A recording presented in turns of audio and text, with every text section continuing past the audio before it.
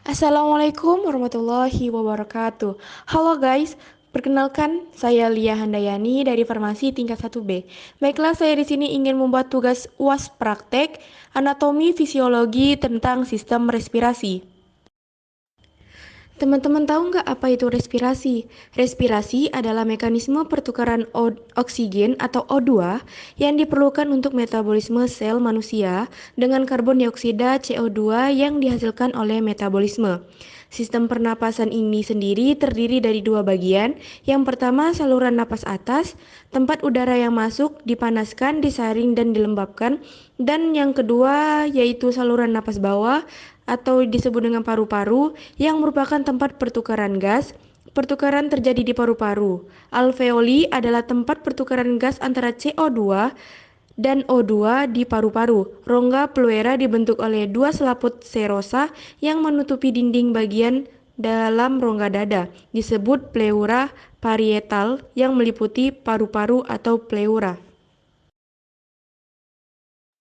Selanjutnya yaitu anatomi pernapasan. Organ pernapasan pertama pada manusia adalah organ pernapasan bagian atas. Organ pernapasan bagian atas terdiri dari hidung, nasofaring, orofaring, dan laringofaring.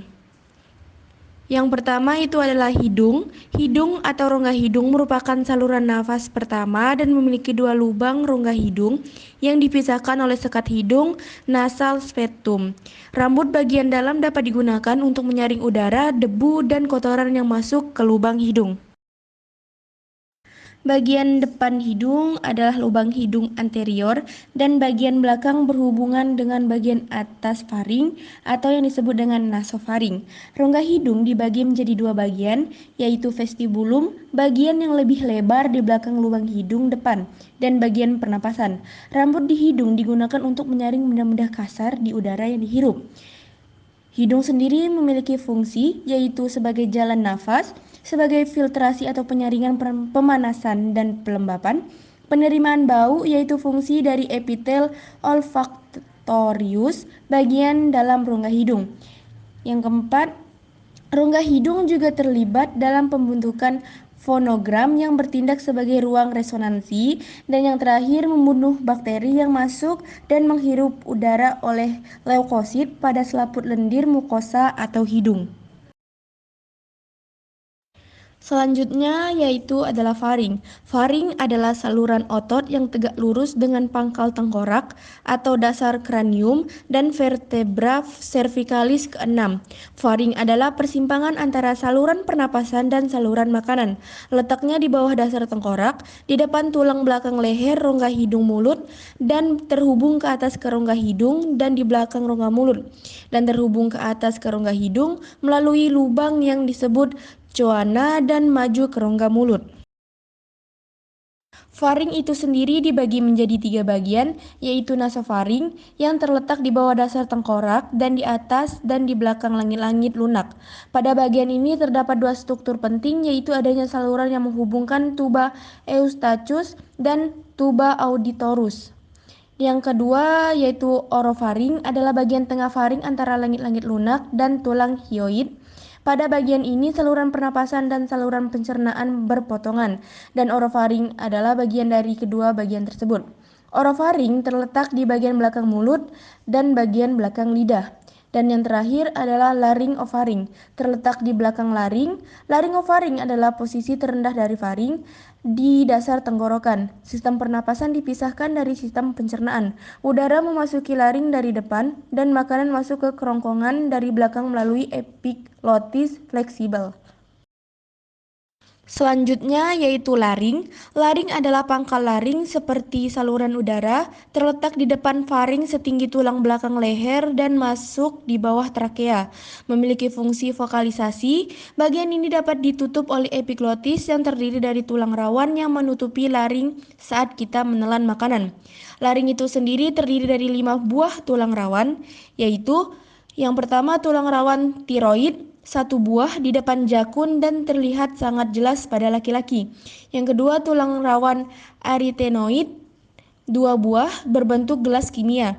Di ketiga tulang rawan krikoid, 1 sepotong dalam sebuah cincin, dan yang terakhir yaitu tulang rawan epiglotis, satu buah. Setelah laring yaitu trakea. Trakea merupakan kelanjutan dari tabung laring trakeal terdiri dari 16 sampai 20 cincin tulang rawan. Trakea panjangnya 9 sampai 11 cm dan terdiri dari jaringan ikat yang ditutupi oleh otot polos di belakangnya. Tujuannya untuk membersihkan jalan nafas. Trakea terletak di depan tuba esofagus dan berakhir dengan cabang-cabang yang muncul ke paru-paru, membagi trakea menjadi bronkus kiri dan kanan yang disebut karina. Selanjutnya yaitu bronkus. Bronkus adalah cabang dari trakea kiri dan kanan. Situs percabangan ini disebut karina. Bronkus dibagi menjadi bronkus kiri dan kanan. Bronkus lobus kanan terdiri dari 3 lobus dan bronkus lobus kiri terdiri dari 2 lobus. Bronkus lobus kanan dibagi menjadi 10 segmen bronkus dan bronkus lobus kiri dibagi menjadi 9 segmen bronkus. Segmen bronkus ini kemudian dibagi menjadi subsegmental yang dikelilingi oleh jaringan ikat yang mengandung arteri, limfatik, dan saraf. Berikut ini adalah organ-organ cabang bronkus, yaitu bronkiolus yang merupakan cabang-cabang dari bronkus segmental. Bronkiolus memiliki kelenjar submukosa yang menghasilkan lendir yang membentuk selimut yang tidak terputus untuk melapisi bagian dalam saluran darah. Yang kedua, bronkiolus terminal adalah cabang bronkiolus. Bronkiolus terminal memiliki kelenjar lendir dan silia. Yang ketiga, bronkiolus respiratorius adalah cabang dari bronkiolus terminal. Bronkiolus pernapasan dianggap sebagai saluran transisi, termasuk saluran udara konduksi dan saluran udara pertukaran gas.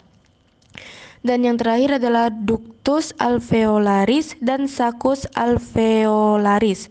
Bronchus respiratorius kemudian masuk ke ductus alpus dan saccus alveolus yang kemudian menjadi alveolus. Selanjutnya paru-paru. Paru-paru adalah bagian tubuh yang terutama terdiri dari gelombang udara, gelembung atau alveoli. Alveoli adalah tempat pertukaran udara, oksigen masuk ke dalam darah dan karbon dioksida dikeluarkan dari darah. Letak paru-paru di dalam rongga dada, menghadap ke tengah rongga dada atau mediastinum. Paru-paru ditutupi oleh selaput yang disebut pleura. Ada dua jenis pleura, yaitu pleura visceral, selaput penutup yang langsung menutupi paru-paru, dan pleura parietal, yaitu membran yang melapisi rongga dada bagian luar. Paru-paru itu sendiri terbagi menjadi dua, yaitu paru kanan terdiri dari 3 lobus, lobus kanan, lobus tengah, dan lobus bawah. Setiap daun terdiri dari bagian-bagian kecil yang disebut segmen.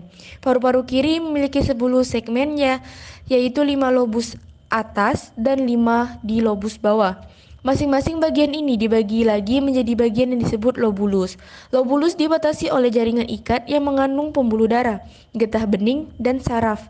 Dan setiap lobulus memiliki bronkiolus. Di dalam lobulus, bronkiolus bercabang menjadi banyak. Cabang ini disebut ductus alveolaris. Setiap ductus alveolus berakhir di alveolus dengan diameter 0,2 sampai 0,3 mm. Selanjutnya, fisiologi pernapasan. Untuk memenuhi oksigen dalam tubuh manusia, ada beberapa cara bernapas. Di antaranya ada pernapasan paru dan pernapasan sel. Yang pertama, pernapasan paru-paru. Respirasi paru adalah pertukaran oksigen dan karbon dioksida yang terjadi di paru-paru. Oksigen dihirup melalui mulut dan hidung selama bernapas, berjalan melalui trakea ke dalam alveoli, di mana kontak darah di kapiler paru. Alveoli memisahkan oksigen dari darah yang kemudian menembus membran jantung dan dipompa dari jantung ke tubuh. Karbon dioksida, produk limbah dari paru-paru, menembus membran alveolar, kemudian dari kapiler melalui bronkus dan berakhir di mulut dan hidung. Proses pertukaran oksigen dan karbon dioksida ini terjadi ketika konsentrasi oksigen dan karbon dioksida dalam darah merangsang pusat pernapasan di otak untuk meningkatkan laju pernapasan, sehingga pengambilan oksigen dan konsumsi karbon dioksida lebih banyak. Yang kedua, pernapasan sel. Transportasi gas paru-paru dan jaringan, pergerakan gas O2 mengalir dari alveolus melalui darah ke jaringan, sedangkan CO2 mengalir dari jaringan ke alveolus. Transportasi oksigen ini melewati 5 tahap, yaitu tahap pertama, oksigen dari atmosfer masuk ke paru-paru. Tahap kedua, darah mengalir dari jantung ke paru-paru untuk menyerap oksigen di alveolus. Tahap ketiga, oksigen yang sudah ada di pembuluh darah beredar ke seluruh tubuh. Tahap keempat, oksigen pertama dibawa melalui cairan interstisial sebelum mencapai sel-sel di mana dibutuhkan. Dan tahap kelima, tekanan parsial oksigen dalam sel kira-kira antara 0 sampai 20 mm. Selanjutnya, fisiologi pernapasan, inspirasi, dan ekspirasi. Respirasi pernapasan adalah peristiwa menghirup udara yang mengandung oksigen dari luar dan mengeluarkan udara yang mengandung karbon dioksida yang menggunakan sisa-sisa tubuh setelah oksidasi. Jadi, di paru-paru terjadi pertukaran zat antara oksigen yang masuk ke dalam darah dan pengeluaran karbon dioksida dari darah melalui osmosis. Pernapasan merupakan tindakan refleks yang terjadi pada otot-otot pernapasan. Refleks pernapasan ini diatur oleh pusat pernapasan yang terletak di sumsum tulang penghubung atau yang disebut dengan medula oblongata. Pernapasan terdiri dari dua mekanisme, yaitu inspirasi menghirup dan ekspirasi menghembuskan nafas. Terdapat dua macam pernapasan manusia, yaitu pernapasan dada dan pernapasan perut.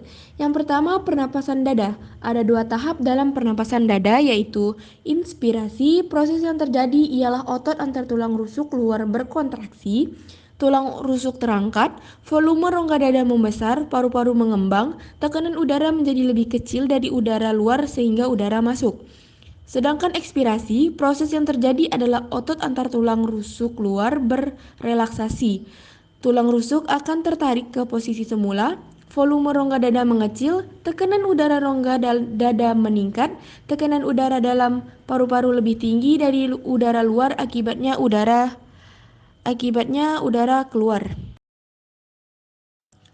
Yang kedua, pernapasan perut. Pernapasan perut juga berlangsung dalam dua tahap, yakni inspirasi. Proses yang terjadi yaitu otot diafragma berkontraksi, diafragma mendatar dan mengakibatkan volume rongga dada membesar. Kemudian tekanan udara mengecil, diikuti dengan paru-paru yang mengembang sehingga tekanan udaranya lebih kecil dari tekanan udara atmosfer dan udara masuk. Sedangkan ekspirasinya, proses ini dimulai dari otot diafragma berrelaksasi dan otot dinding perut berkontraksi sehingga menyebabkan diafragma terangkat dan melengkung menekan rongga dada. Kemudian volume rongga dada mengecil dan tekanannya meningkat sehingga udara dalam paru-paru keluar. Sekian dan terima kasih. Semoga video yang saya buat ini bermanfaat bagi kalian semua. Wassalamualaikum warahmatullahi wabarakatuh.